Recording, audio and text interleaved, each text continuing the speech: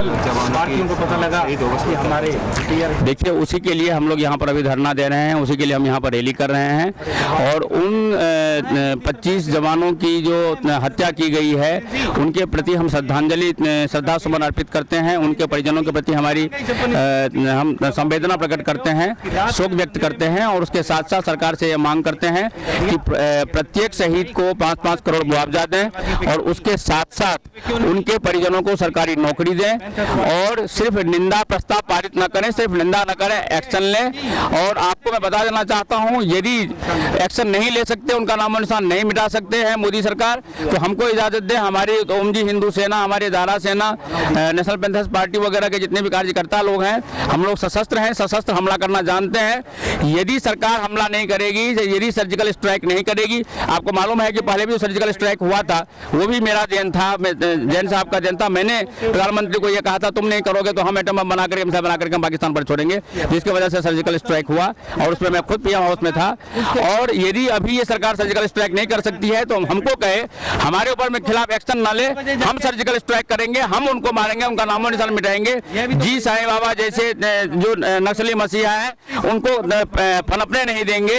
ये ग्राहम जैसे जो नक्सली सरगना थे, जिनको हमारे ग्रामस्टैंड जिनको हमारे दारा सिंह जी ने जिनकी हत्या की थी, वो लोग निश्चित रूप से इन लोगों को हम फिर से पैदा नहीं होने देंगे।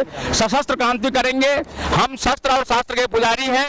जहां पर शास्त्र की जरूरत होती है वहां शास्त्र का इस्तेमाल करते हैं, जहां शस्त्र की जरूरत होती है वहां हम शस्त्र का इस्तेमाल करते हैं। यदि मोदी सरकार असफल रही इन नक्सलियों का नामो निशान मिटाने में, तो निश्चित रूप से हम सशस्त्र क्रांति करेंगे, देशव्यापी क्रांति करेंगे।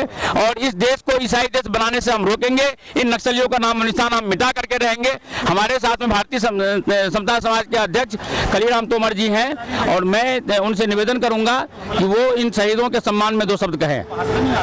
ये भी हमारे हिंदुस्तान का बात आज बड़े दुख की बात है हिंदुस्तान से फायदा करते कि आज हम पहले अनुरोध करूंगा इन नाजुक दौर में गुजर रहे हैं उनको मदद करता है कि अलगाववाद, हमारे कुछ देश आतंकवाद, नक्सलवाद पनप रहा है। औकात नहीं जो हमारी सेना पर हमला कल मैं आपके माध्यम से बता दूं, नक्सलवादियों ने हमारे सीआरपीएफ के मंत्री जी इनको खोला जवानों पर छत्तीसगढ़ में जो कायरतापूर्ण हमला किया है दोबारा कोई वह निंदनीय है और हम इसकी निंदा करते हैं।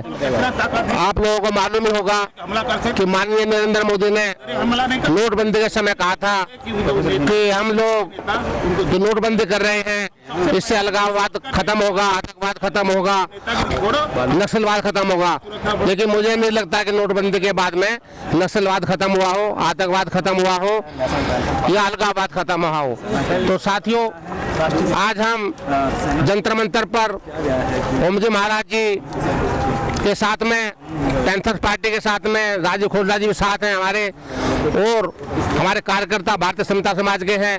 हम अपनी अश्रुपूर्ण भावभीनी श्रद्धांजलि देने के लिए इकट्ठा हुए हैं कि हमारे जो सीआरपीएफ के जवान, वीर जवान जो वीर गति को प्राप्त हुए हैं, जो शहीद हुए हैं, हम उनको अपनी अश्रुपूर्ण श्रद्धांजलि दे सकें। तो यह बहुत ही देश के लिए भी दुखदायी है कि हमारे नौजवान मारे जा रहे हैं, वीर जवान मारे जा रहे हैं। यह बहुत ही दुखदायी है और देश के लिए घातक है। तो हम सरकार से अपील करना चाहते हैं कि वह जो आतंकवाद फैल रहा है, अलगाववाद फैल रहा है, नस्लवाद फैल रहा है, उसको समाप्त करने के लिए कड़े कदम उठाए। सर्जिकल स्ट्राइक फिर भी ऐसे हमले नहीं रुक रहे नक्सली आतंकवादी। देखिए, उसका सीधा कारण ये है कि फोर्ड फाउंडेशन के CIA के करोड़ों डॉलर्स आ रहे हैं और वो डॉलर्स काम कर रहा है। और ये जी साईं बाबा जैसे, JN साईं बाबा जैसे जो नक्सलियों के मसीहा हैं, वो लोग इस काम को करवा रहे हैं। सरकार विफल हो रही है, इसीलिए हमको मैदान में आना पड़ रहा है। और अब इस नक्सलवाद को हम खत्म करेंगे। हमारे साथ में पूरे भारत की 125 करोड़ जनता है, हम सब मिलकर खत्म करेंगे। हम सरकार के भरोसे नहीं बैठने वाले हैं। जवानों को श्रद्धांजलि देने के लिए आज हम देखिए, कश्मीर में तो बहुत ज्यादा अन्याय हो रहा है। हमारे कश्मीरी पंडितों को वहां से भगा दिया गया, लेकिन और सरकार वहां भी अभी भी तो वो सिर्फ ड्रामेबाजी कर रही है। वहां भी इस नक्सलियों को खत्म करने के बाद कश्मीर का आतंकवाद हम खत्म करेंगे वहाँ के पत्थरबाजों को।